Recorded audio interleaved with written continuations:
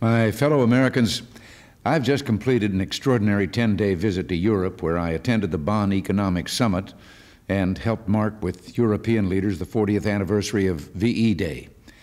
It was an exciting trip and a demanding one, and it left Nancy and me with a number of unforgettable memories. But sometimes the most memorable moment is something you notice by chance that hits your heart and yields an unforgettable image.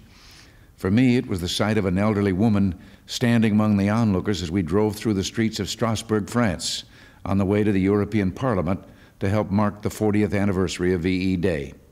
Most of the onlookers waved and smiled, but the elderly woman who had stepped off the sidewalk and onto the street was waving a handkerchief in the air and smiling and yelling hello. She looked just like the young French women who waved their handkerchiefs 40 years ago as the American convoys drove through the newly freed nation of France.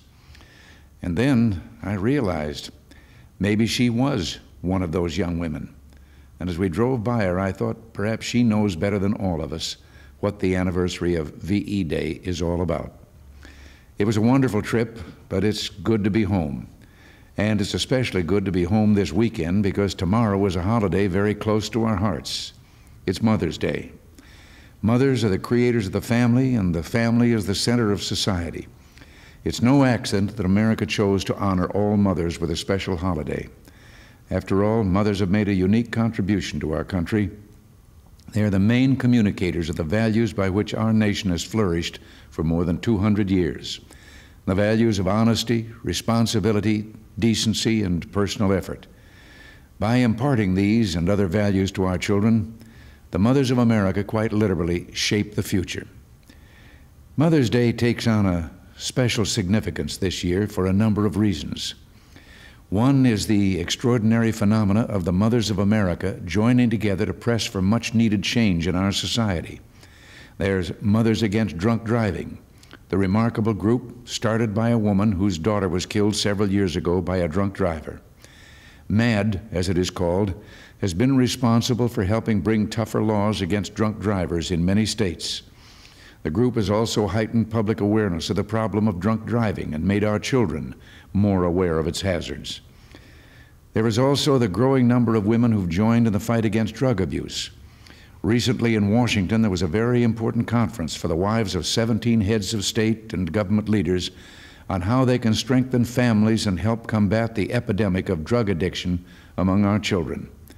That meeting was conceived and chaired by another Reagan named Nancy. I'm deeply proud of her involvement in this crusade, proud of her heartfelt commitment and the sacrifices she's made to help children in their struggle against drug addiction. Nancy, like any mother, feels pain when she sees and hears the cry of a child. So I hope you don't mind my taking this moment to say thanks, Nancy, and happy Mother's Day. And like all of you, I find my thoughts turning to my own mother, Nellie Reagan. She was truly a remarkable woman, ever so strong in her determination, yet always tender, always giving of herself to others. She never found time in her life to complain. She was too busy living those values she sought to impart in my brother and myself. She was the greatest influence on my life. And as I think of her this weekend, I remember the words of Lincoln, "All that I am or hope to be, I owe to my mother." There's a group of mothers I'd like to mention whose lives aren't remarked upon enough, but who should be given special mention today. That is the group of mothers who've made an extraordinary personal commitment by adopting children with special needs.